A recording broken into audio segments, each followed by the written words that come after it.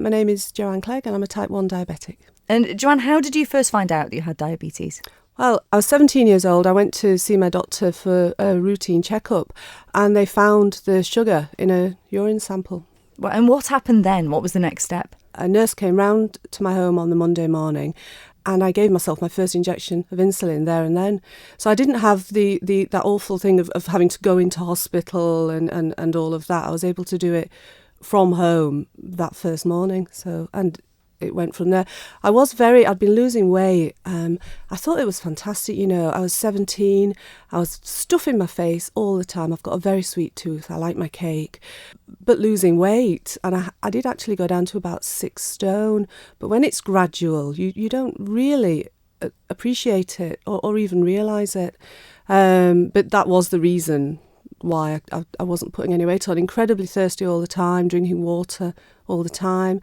Again, I just thought, well, I just like to drink water and I'm thirsty a lot. But that's amazing, isn't it? Because people would think, oh, type 1, that's the really serious one, so it must be really obvious if you have something like that. I think it generally is, actually, because, everybody's different and it can come on very suddenly. And I think in children, particularly, it's probably more serious at the outset, certainly than it was for me.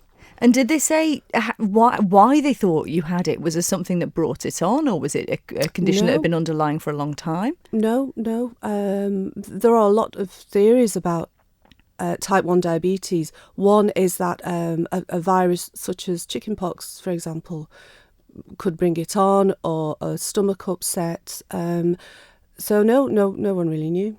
And so once you've got it, haven't you? It's not something you can then get rid of. No, you can't. Type 1 is at the moment for life, and it's basically just that part of your pancreas has packed up, and it's not going to work again. So you've got to put the insulin into your body. And that's quite a big thing to do for a 17-year-old. It was quite a lifestyle change for you.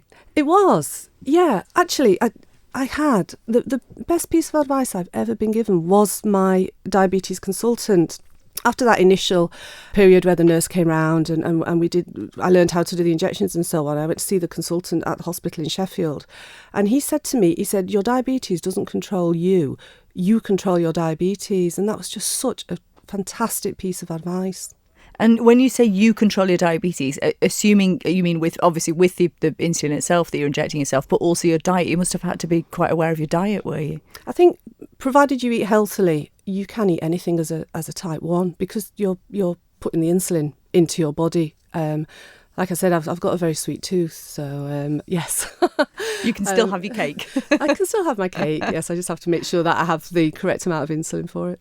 And so you must have seen then over that time some quite dramatic changes in the way that you monitor yourself and administer the insulin, because there's been some quite dramatic progressions, haven't there? Oh, it's been huge, the way that technology has progressed. I mean, 100 years ago, a diagnosis of type 1 diabetes was a death sentence. And then they discovered how, insulin could be sort of synthesised and put back into the body. When I became diabetic, I was on 2 injections a day. There were no opportunities to test your blood in those days. So a lot of it was guesswork, and you sort of relied on your regular visits to the hospital for checkups and so on. I then went on to 4 injections a day after my daughter was born when I was 25. And now I use an insulin pump where the insulin's being delivered under the skin directly. That lasts for 3 days, and so you change that every 3 days. And instead of doing finger prick blood tests, I wear a sensor, again, just under the skin. And all you do there is, it's like swiping a credit card. You swipe a meter over the sensor and it tells you what your blood sugar is. It's a lot easier. I think the sensors as well, although they're not on the NHS yet, it will happen, we're all hoping. But for the parents of small children who previously were waking their children up in the night to do finger prick blood tests, now just go in, swipe them. The child doesn't even need to wake up for that, and they can see what their blood sugar is. That's brilliant. So clever. I mean, in the early days, did you have any sort of scary moments? Because obviously you can have the highs and lows and things, and if you're type 1, that's quite dangerous, isn't it? Yes. I always had very good warning symptoms that I was going hypo in the early days. so was able to treat that quite easily with glucose tablets.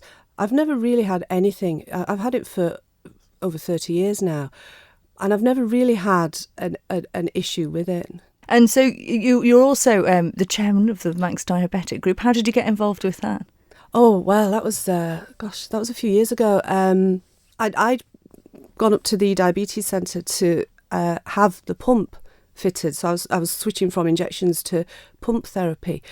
And I found out while I was up there that there was actually a waiting list for children to get the pumps. I think at that time the NHS provided 5 pumps for adults and 5 for children. Well, the adult service was fine because many adults preferred to stay on injections, but the pump therapy is so much better for children. So I contacted the Manx Diabetic Group to see whether I could help or we could do something to get the pumps for children. And then I spoke to Angela Gregory, who at that time was a journalist with Isle of Man newspapers, and we set up a campaign, Pumps for Kids. So we wiped out the waiting list, and now any child who is diagnosed and is suitable for a pump can get one. So that was lovely. That was a really lovely thing to be able to do. And now obviously you're quite heavily involved with the group. So what would you say are some of the sort of aims of the group? What does the group actually do? Well, one of our big aims at the moment is to raise awareness. It can be difficult for people to understand. You know, they can see the pump on your arm or wherever you wear it, but they don't really know what it is or anything about the condition really that you're living with. So raising awareness is important, and the way we do that is we just try and have a presence. We were at the Food and Drink Festival last September. That was fantastic. We shared a stall with the dietitians from Nobles Hospital so they could educate people about diet and eating well, and we could talk to people about our diabetes. And this year we're planning to be at the 2 big agricultural shows and back at the Food and Drink Festival. And we also help the Diabetes Centre in terms of things like training for specialist nurses, providing equipment for them, just any help we can give them, really. And I suppose as well, part of it must be too that it provides a community for people with diabetes, because if you get your first diagnosed, I assume it must be quite a scary thing. It is. It's a bit. Yes, it's a bit of a leap into the unknown, and also chances are you won't know anyone else who has type 1 diabetes. We have the Manx Diabetic Group. We have a lovely youth group organiser, Kerry, and she organises lots of events for young people, but we're also trying to involve more teenagers. The age range that really often falls between the gaps in care and support, which is, you know, your sort of 17, 18 to early 20s age group, and what can we do for them? So we're looking at events that might attract that age group, things like kayaking, live music, that sort of thing. Because at the end of the day, it certainly doesn't prevent you doing activities like that, does it? I know you had a talk recently with a fascinating young man, didn't you? We did. Sam Brand, yes. He's in his mid-20s. He's in the States at the moment, and he races bicycles for Novo Nordisk, which is one of the manufacturers of diabetes equipment and insulin. So he's actually living the dream, and he said this because he's a type 1 diabetic. Yeah, and diabetes, type 1 doesn't have to stop you from doing anything. I mean, Steve Redgrave, the rower, the UK Prime Minister has type 1 diabetes. But again, that's not the thing that defines her. A lot of people aren't aware that she is type 1 diabetic. A lot of people aren't aware that I am, because it's not something that you would bring up in conversation, is it? But I suppose in some ways you can't, if you're in a social situation that involves eating, in a way you also can't really avoid the sort of acknowledgement that you have diabetes, because you have to deal with it, don't you? You do. It's quite amusing sometimes, actually, because you'll be sitting around the dinner table and you don't know how much insulin you need until you see the food. So the food arrives, and the first thing I do is get my pump out well, first of all, I swipe my arm, which must look a little bit weird. And then I get my pump out so I can put in the carbs and my blood sugar level. And then the pump tells me how much insulin I need. So I hit go. But to anybody watching me, it just looks as though my food has arrived and I've got out my mobile phone and started sending a text message or faffing around on that. So, but then on the other hand, you don't want to say to everybody, oh, I'm a type 1 diabetic and I'm just going to do a blood test and then I'm going to inject some insulin.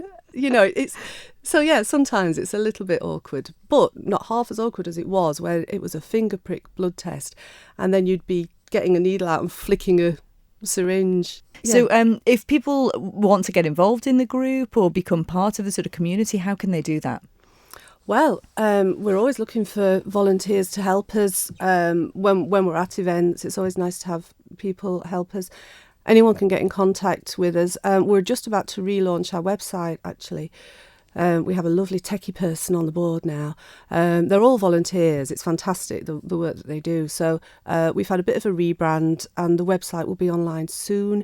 We're on Twitter and Facebook and quite easy to find. It's just Manx Diabetic.